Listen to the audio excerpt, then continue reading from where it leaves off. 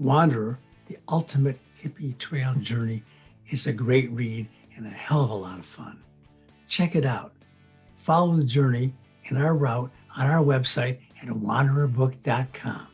And it's week 39 on the 50-year anniversary of the week-by-week celebration of a travel that I once did as a youth. This is your host, Stevie Wander Reifman.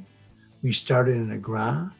That's the home of the Taj Mahal with a visit to the great building. And then we take train to Varanasi or Benares.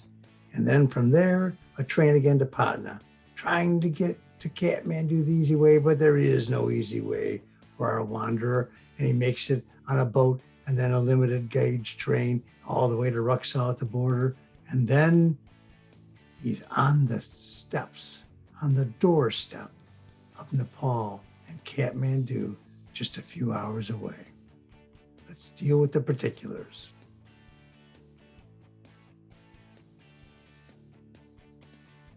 My first full day in Agra is terrific. I cop some great ganja, reefer, on the streets here in this very exciting Agra city. I wake up the next day with a heavy ganja head. Dick and Roger cop some great charas, that's Indian for hashish, and we set off to check out Agra. We get a free ride to the Red Fort in a cycle rickshaw. We have to go through 6 stores in order to make it free. Not sure it was worth it, but the fort is incredible. A conglomeration of palaces, mosques, and other royal things set in a huge red-walled city surrounded by a jungle. This place is really in the jungle.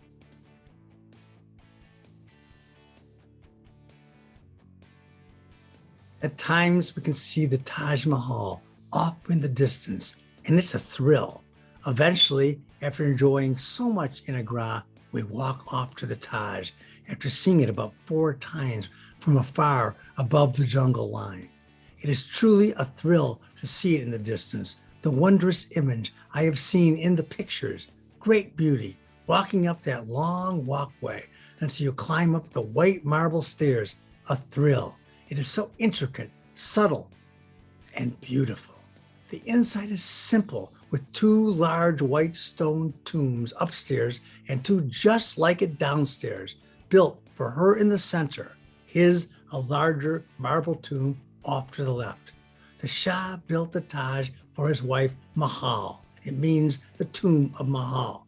He was building a black Taj for himself to be buried in and on the other side of the river, but he was overthrown and imprisoned by his own family for wasting the riches of the empire on these mausoleums when only the foundations for his mausoleum had been laid.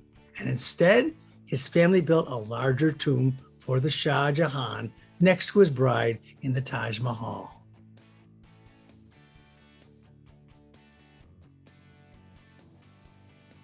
Agra is an incredible city. It's not just the Taj. It's the Red Fort where the people who built the Taj Mahal live. These are the Mughal emperors.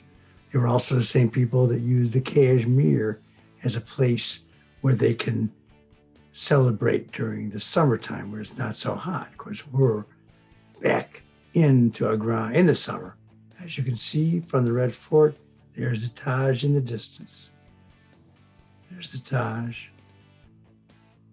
Red Fort, again in the distance, the Taj Mahal,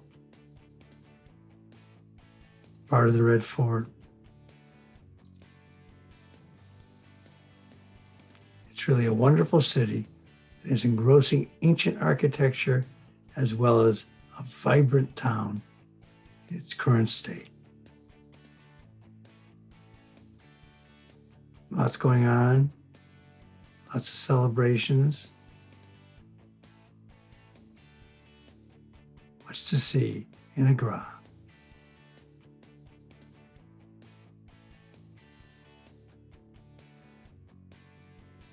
Then just to walk a bit and sit in places and locations and contemplate around the Taj, to look off down the soft, dirty river that lulls past it, then to sit on the lawn, blow, and just gaze at the reality of the intricate beauty before me, deemed the most beautiful building in the world by many, and I had to agree.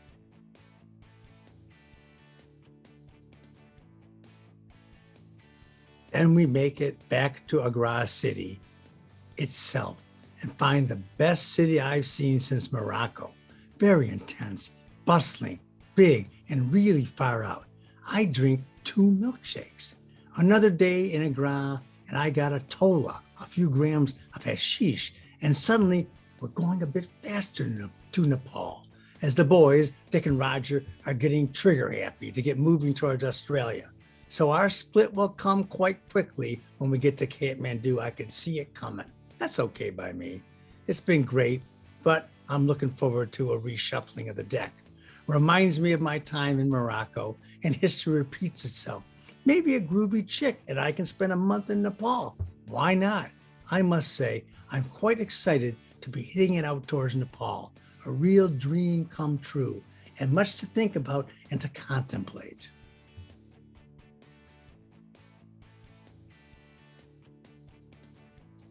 While walking about in Agra city, a holy man comes up to me and engages me. He takes his magical potions and draws a 2-colored third eye on my forehead between my 2 visual eyes. I ain't going to eat out my heart anymore. Somehow, 50 years later, a mosquito bites me right on the very spot of my magical, mystical third eye. History repeats itself. The third eye in Hindu mysticism is a place to concentrate. And when one opens up the third eye, one visits the whole universe. So this is an important symbol.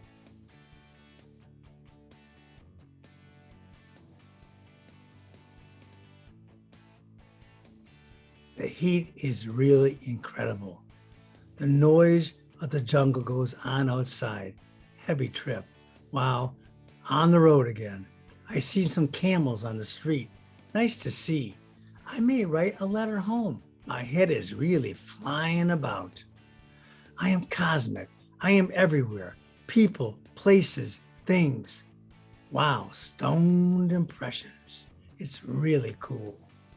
The music flows sweetly from a fine flute, and Krishna, the flute bearer, god of the Hindus, plays aloud for all to see. On the road again, and I've got a new flute, one from Calcutta.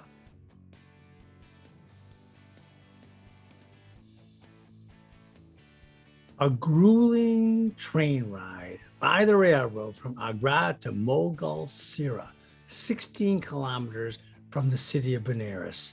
Finally, we get out and we make it to the great city.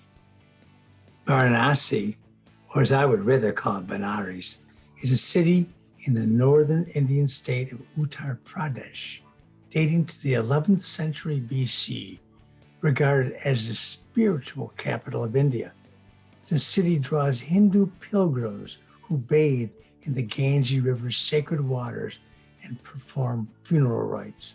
Along the city's winding streets are some 2,000 temples, including the Kashi Vishwanath, the Golden Temple dedicated to the Hindu god Shiva.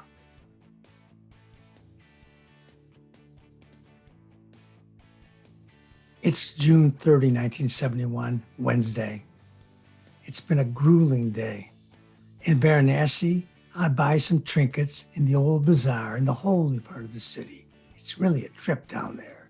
Amidst intermittent showers, I cop 2 Nehru hats, 10 Hindu pictures, 2 chillums, 2 silk printed cloths with Hindu scriptures printed on them, 1 peasant rag, 2 Shiva Lingam stones, the shape of God.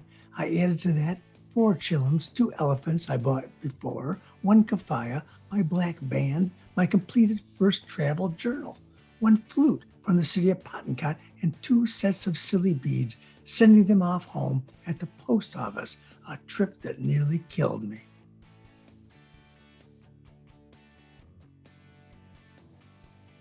June 29, 1971, Tuesday, Benares, also called Varanasi, the holy city of the Hindus on the river Ganga. That grueling railroad experience yesterday wore me out, but finally it's 1 a.m. Tuesday night and we get a room in a very nice hotel for a lot of money, 5 rupees. It's worth it because the city is so grungy, you need to get out of it for a while. Dick got sick. I saw an elephant on the road and there are camels, pigs, oxen, and cows shitting on the streets here. It's truly a din of noise and a myriad of actions by so many points of the divine soul. There's that third eye still on me. I wake up and I mill around, meet some people in the hotel. It's nice. Go to the holy area by the grungy Ganges River, very wide, very green. Saw them burning bodies, very heavy with the heat of the fires blowing right up at us from our upper vantage point. Then we went through a merry chillum buying exploit in the shops. It was absurd. I bought 6 chillums, the funnel-shaped pipes of India.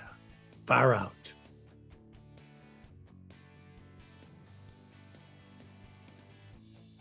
The ghats, the staircases, down to the river, and the river is what makes Benares, what the pilgrims come for.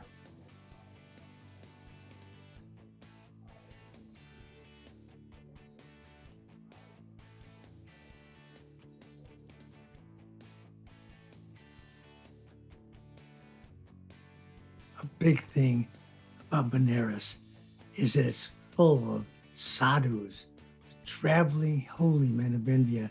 They gather there in great masses. And that was a joy for me. I really enjoyed these people and they had a great spirit about them. And I started to feel a lot from them and for them and part of their culture.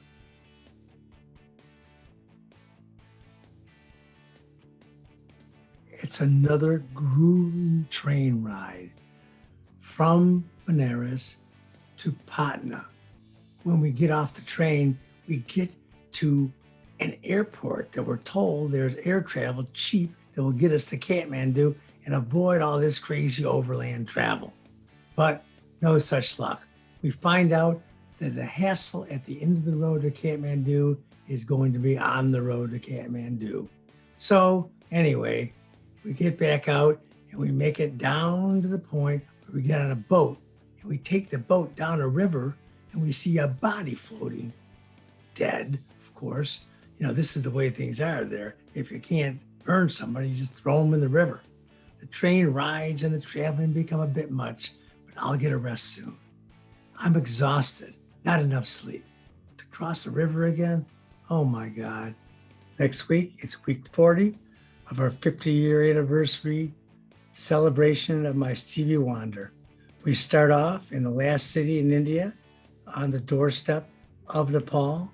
We take a rigorous 12-hour bus ride up through the Himalayas and into the valley where Kathmandu is nestled amongst the big mountains.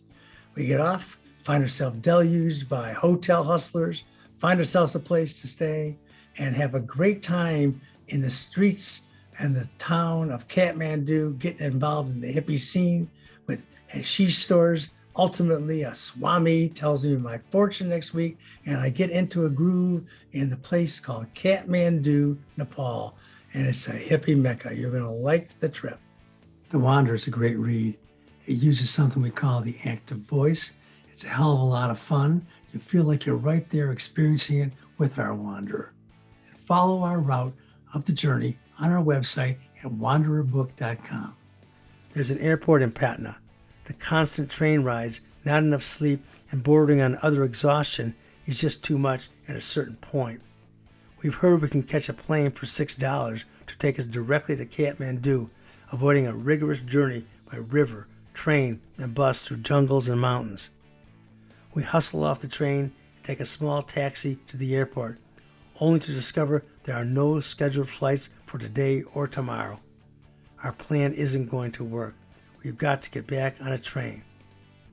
We take a ferry boat ride up the river a few hours to connect with a train ride on a narrow gauge rail for another 12 hours on the train. I'm in an exotic, untouched area of India in which bare-breasted women sell bananas from huge stalks in the train stations. We spend the rest of the night at the train station in Raxal at the Nepalese border. We board a bus in the morning that takes us right to the border.